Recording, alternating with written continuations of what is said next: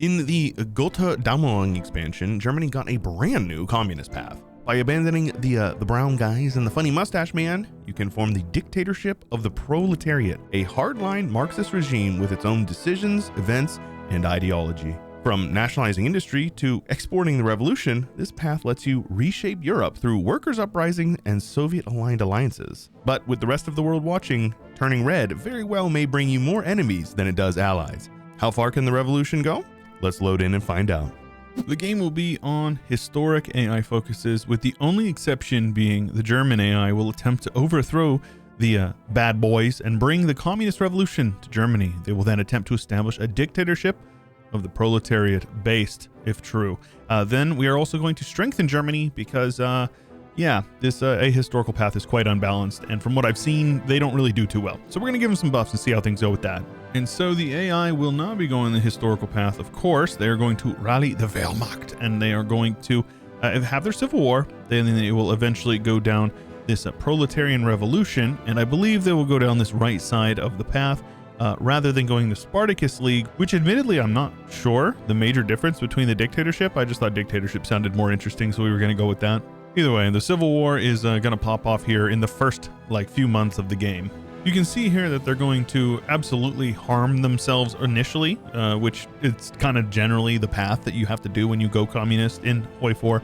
You have to harm your country, and then once you overcome that, you will become more powerful. So the initial drawback here is lots of PP in exchange for stability, as well as lots of issues with construction and local factories, but it will all go away. The people's victory here is what will eventually overthrow the new military junta and get rid of August von Mackensen, despite him having a very cool hat. This branch here will give a couple of guys, as well as grant some boost to conscription laws, recruitable population.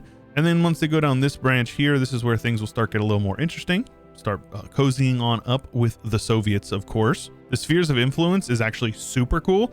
This is where they'll start to actually be able to basically push communism to other countries like Denmark, Poland, the Baltics, even into the Low Countries like Belgium and the Netherlands. Of course, I'll show you guys all as it goes on, so don't worry about that. Oh, and if you like this scenario and you think it's cool, make sure you leave a like and subscribe to the channel because there's plenty of fun content like this to come. Hi ho, it's off to war we go. They're rallying the nation. The military junta is absolutely duking it out, and the brown guys are taking lots of casualties. So yeah, I think that the military junta will basically always win. I don't know if it's even possible for the AI to lose once they have actually popped it. So we'll see how things go with this in time. Berlin has fallen, and I believe once Munich does, then the Civil War will end. The denazification campaign, so this is all really cool stuff. Initially, I wasn't a huge fan of the 35-day focuses because I felt like it just causes pop-up spam, but I respect it. I definitely, it's grown on me quite a bit over the years. And with Munich falling, I believe that should be a capitulation. Nope, a couple more provinces. Maybe they want to take Breslau as well. And with the fall of Nuremberg, the Treaty of Berlin is signed. We have the German military junta with August von Mackensen and the coolest hat. I just love this ruler portrait. It is so good. I have a mod that touches up the quality and upscales it a little bit with some AI stuff, but even the vanilla one is really cool. Oh, and the 4-year plan. Just because you're going communist doesn't mean that you shouldn't absolutely boost up that economy. They also keep the MIFO bills, so we'll have to keep our eyes on that as well. Now, Italy and Spain obviously will still go their usual paths, but I will say I saw some interesting stuff going on. And I don't know if it has anything to do with the communist path, because like I said, we have AI focuses on. The only thing that has changed is Germany. But I saw Italy have some interesting stuff, as well as Spain, as well as France, actually. So definitely going to be a pretty action-packed video here. Achtung, Panzer! Now you can see here they are going to tend to the future of Germany. Now is where they're going to start going down this path and making their way towards the communist branch. Up to this point, it's essentially the same as monarchist, but now is where we start to get a little interesting. Now they would have a proletarian revolution. There's a couple of decisions here that they can use to remove a couple of things, but they're just going to go communist with the next one. That's all they need to do. Looks like they're going to take a few of these and then they'll go with the people's victory, which will switch them over and avoid that civil war. So as far as I know, we won't see another civil war for Germany.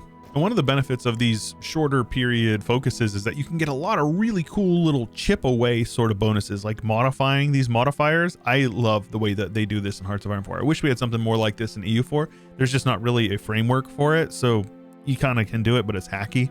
This way you can see it literally just modifies that Deutsches Heer, or however that's pronounced, and gives division recovery rate, which is awesome, at the cost of organization, which is not so awesome, but it's really cool because it's nice, but it's not super impactful, and it can be modified further by other focuses. After reorganizing the National Volksarmee, we will see them going towards this People's Victory. And when this one passes, the KPD will become the ruling party, and elections will no longer be held. The party leader, Wilhelm Pleich, and their popularity is going up very quickly. Oh, and I can't read. They said it was going to get a new leader. So we've got this guy here, Ernst Tolman, or I don't know how this is pronounced. He's definitely going to be helping the communism support here. And meanwhile, they are going to be going down the proletarian dictatorship, which is, you know, the whole point of this one.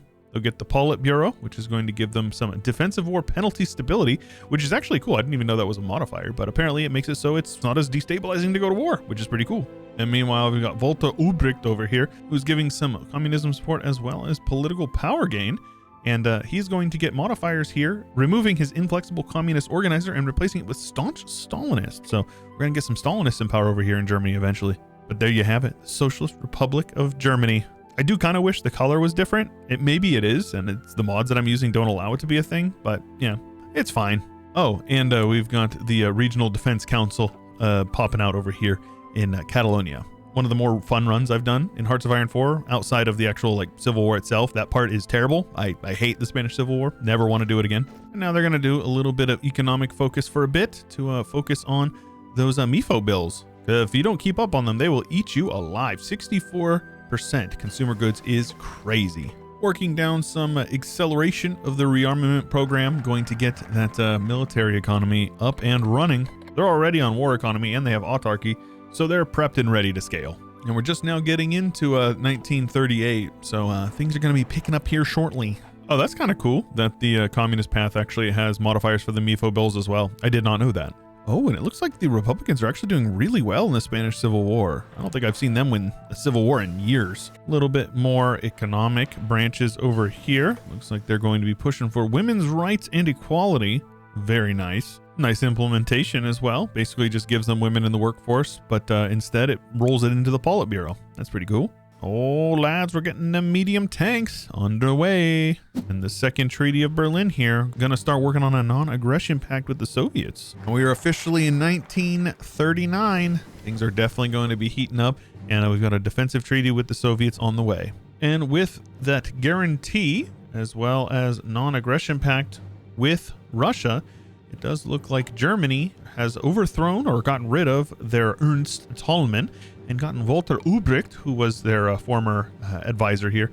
We have this August Thalheimer now also in here. So staunch Stalinist gives them some power projection gain, which is nice. Basically, that's what he did as an advisor, as well as increases surrender limit, boosts construction speed, which is really nice, but hurts efficiency growth in exchange for a little bit of communism support growth, which, yeah, it looks like they may max it out eventually. And they are going to need it because their stability is garbage. That is horrible, bro.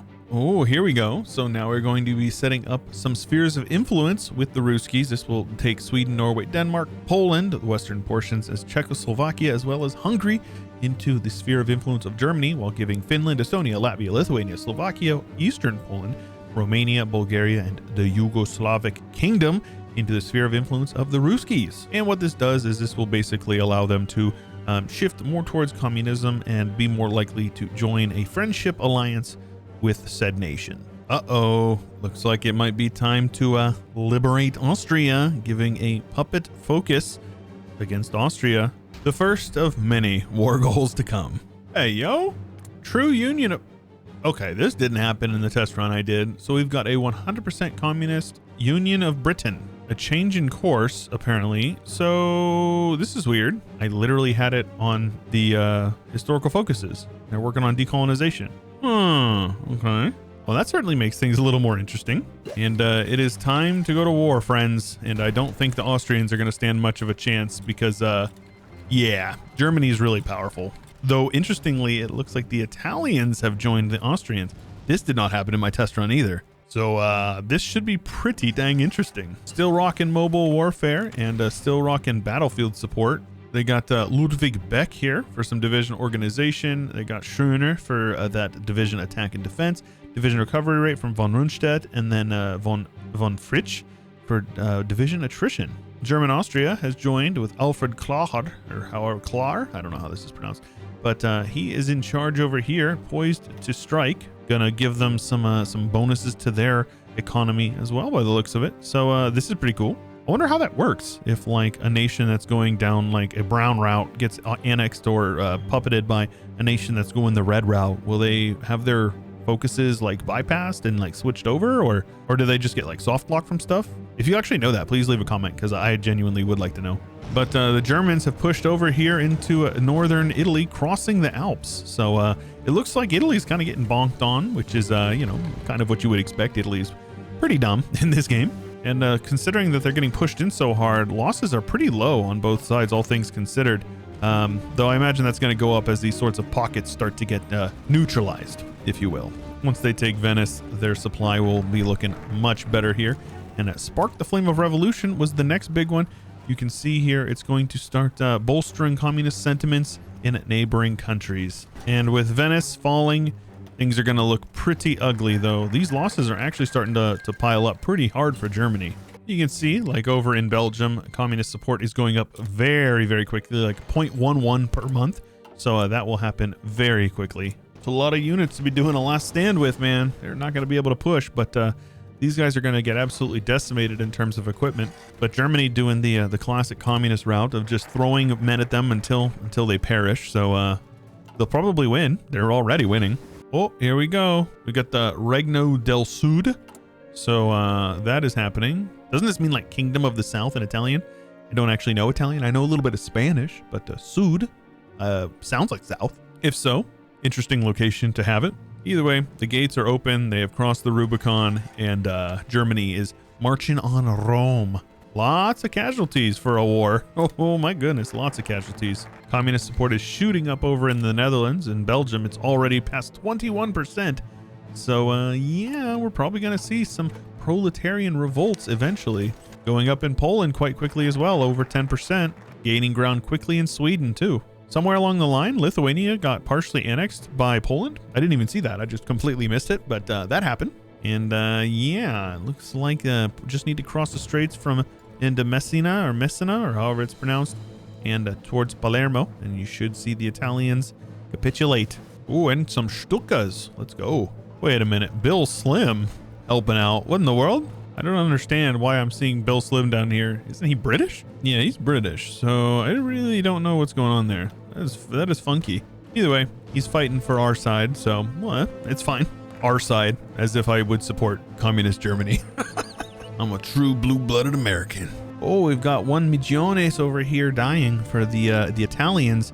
And the Germans are not too far behind them with almost 3/4. And they're just really struggling here with this strait crossing. That is impressive. Oh, and Eastern Poland was gobbled up by the Russians, except for Lithuanian lands. So Western Poland just is going to be chilling, I suppose. Though their communist support is going up, so we very well may see them switch over. And I think we're going to see some civil wars going on in Sweden before too long. As will we over here in the Low Countries. Even Luxembourg looking to get in on that action with almost 30% for their communist parties. Protect the Polish proletariat, huh? And we got more wars popping off. Did they just attack Ireland? They just straight up attacked Ireland. Oh my goodness. That won't go well for them. I'm very sure of that. Though I don't really know who they would join. The British Communist Alternative, the Comintern, or the Proletarian International. Very funny to see 3 communist alliance blocks. Oh, and we landed some men and they took Palermo. They naval invaded. Okay, Italy is donezo. Also, they got dudes in turbans fighting over here. All right, man. That's something I haven't seen before. Maybe that's just how Sicilians look. I don't know. The Treaty of Roma. We've got German Italy, and that is pretty cool. It looks like they also got North Africa, People's Democratic Republic of Ethiopia. And just like that, the Proletarian International grows larger yet. And it does look like they're planning a naval invasion of the Dublin landing operation. So have to keep our eyes peeled for that. Meanwhile, I think they're also planning something over here. What do you guys think? They have to protect the Polish proletariat. Protect them. This is strictly for your protection, civilian. And it's off to war with the Poles. And don't know if they're going to be joining anybody. We'll see how things go with their alliance bloc. But we very well may just see them get rolled over. It doesn't look like they really stand a chance whatsoever. Oh my gosh, those casualties are insane. Literally like weeks and 250,000 casualties. Sheesh. Okay, man. So now it's just them versus Ireland. If they can do that naval landing, which I don't see why they wouldn't, they are probably going to take over Ireland, which is really funny. Oh, German Albania. Oh, I love that. They're going to liberate workers in Czechoslovakia next, by the looks of it. That would give them some pretty nice borders, you got to admit. So I'm not really sure what's going on with this one. We've got the People's United Provinces, a communist Netherlands has popped out and is at war with Germany. And Germany is allied to the Netherlands in the democratic one. So cool game, bro. Thank you, Paradox. Very cool. I'm sure there's a really good political reason for that, yeah? Either way, they just got repelled from trying to land in Dublin, and I'm sure they're going to have to take it from the top. And we are now at war with the Czechoslovaks, so that's going to be a thing. And they happen to be guaranteed by France, which means we've got the war. The war is going on. Germany is pushing. Oh my gosh, are they pushing? But it looks like they're kind of getting beat up on. For some reason, Ecuador is in the war, and they're considered a faction leader.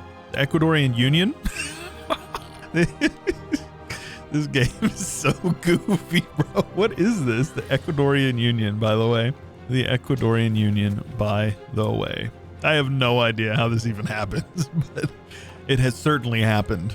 And for some reason, Japan and China have been pulled into this war as well. So I guess we've got the world war, but yeah, it looks like these guys have essentially 2-1 in the field. So we'll see how things go with that. For some reason, Siam's getting involved too. I really don't know what's going on at this point. Siam joined the Greater East Asian Co-Prosperity Sphere, and it looks like for some reason Hungary is also in the Greater East Asian Co-Prosperity Sphere. So yeah, this is officially the wackiest borders I've ever seen, and Hungary is now at war with Germany. Lord have mercy, this game is goofy. Either way, the offensive is underway, and it looks like Germany is going to be marching on Prague here shortly. Big losses though, almost 700,000. Granted, they've got almost 5 million in the pool, so that's definitely something to keep an eye on. Look at China and Japan. Goodness gracious, 3 million to almost 2 million. Prague falls, and they will be annexed, and now we've got Hungary collapsing as well. And now they're pushing into Romania, as well as possibly pushing over into France. We'll see. The Soviets are still uninvolved. They would definitely be kind of like the linchpin, the nation that would tip the balance. Because right now over here, it's fairly balanced overall. Germany being foolish and just wasting a ton of manpower. Germany taking 6-1 losses against the French. Not sustainable, especially when you consider their equipment shortages. It's only going to get worse if they keep on attacking like this. Ooh, we got the Volksrepublik Sverige, or however that's pronounced. The communist Swedes rising up. And Spain has joined the Greater East Asian Co-Prosperity Sphere, and that puts them at war as well with the Germans. They're not a major though, so we don't have to worry about them. Closing in on that 10-1 losses for the Germans versus the French. And here we go. Hegemony over Europe, gain annex war goal against all major nations that control at least one state in Europe. So that's pretty cool. Meanwhile, the Cooperative of Belgium is rising up against Belgium proper, and having their own little civil war, but nobody else being involved. And the United States is just chilling. So is Canada. So is Mexico. Just chilling. Ah, right. So now the Soviets are involved. The hegemony over Europe brought them into the Proletarian International.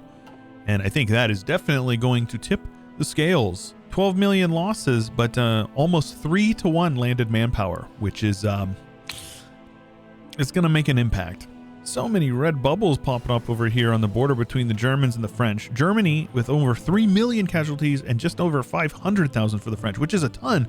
But I mean, a drop in the bucket, man. Also, shout out the Levantine Union, Communist Israel, and the People's Arab Union over here. Very cool.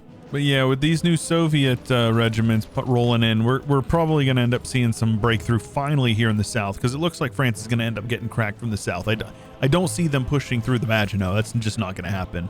And there you go. Let the games begin. Germans also seem to have hegemony of the skies. They're not really contested essentially anywhere. When French manpower is all but gone, they have literally negative 300 political power. and the manpower pool is not even kind of competitive, so they're going to only get weaker from here on out. Meanwhile, out in the east, the Ruskies have pushed into the Empire of Japan, pushing the Manchukuo in, rather, and that has pulled enough Japanese troops off that the Chinese have been able to push them out. Now they're just over here in this Fushuan or whatever region, and pushing up into northern China, past Beijing. So yeah, Japan definitely on its way out as well, because they have no manpower. China still has 14 mil, and Russia has no manpower either, which is interesting. Only limited conscription. Well, yeah, that'll do it. We have achieved breakthrough, though, and it doesn't look like there's anyone to stop them. That means France is kaput, and that leaves only Ecuador and Japan as the major boys to keep the war rolling. Rip the French. We now have the Free French, of course, and we don't even have Vichy French. We've got the Socialist Republic of Germany with German Italy splitting them. We also have a maximalist communist Portugal going on over here with regular Portugal, but that looks like they're losing. And somehow the leader of the party, Ecuador, is pushing back Peru, which, okay. Yeah, this one's basically all but over. Oh, and Free France just absolutely popped open, and we've got lots of independent nations over here in North Africa now. And Spain is, yeah, they're getting rolled. They don't stand a chance literally at all. They have this one here, which essentially makes it so they're kind of like a non-factor. Oh, lads, and they landed in Wexford. So it looks like Ireland is maybe possibly going to get booped as well. No, but they're being dumb. They are just like giving up their ports. They actually don't have ports. So yeah, these guys are dead. It was a good attempt, though. It was definitely a good attempt. And the US of A has decided to join the Ecuadorian Union. And now the balance of power is much more even, though I think it's still the Proletarian International's chance. Though a special mention to, you know, the Arab League, as well as the British Communist Alternative, which is led by, you know, these guys, the Arabs, and the Comintern with Tanatuva and Mongolia. And this time they've actually landed men in Belfast, and they've got their own naval base. So, yep, Ireland is now dead.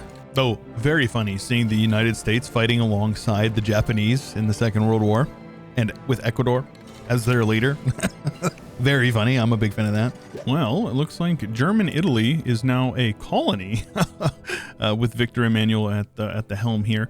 We have a standoff over here that's been going on for about 3 years. I don't know why. They just stopped pushing. Attrition is too high or whatever. I don't know. But the big confusing one is that China is now fighting alongside Japan, and they're in the same faction. And I have no idea how. Also, shout out the British Communist Alternative over here with Xinjiang in there. That's always nice to see as well. Also, what do you guys think? You'd like to go on a nice vacation to Canada? I think that sounds like a nice location to visit. And we now have a North American alliance with Canada and the US of A. The Ecuadorian Union has fallen apart, though it's still going pretty strong. And judging by the color, I think Brazil is now the leader of. Oh, it's Mexico. Mexico is the leader of the Union. Very good. Either way, numbers are insane. 4.5 million for the socialist Germans, the Soviet Union with over 5 million, 600 for Britain. Just crazy numbers.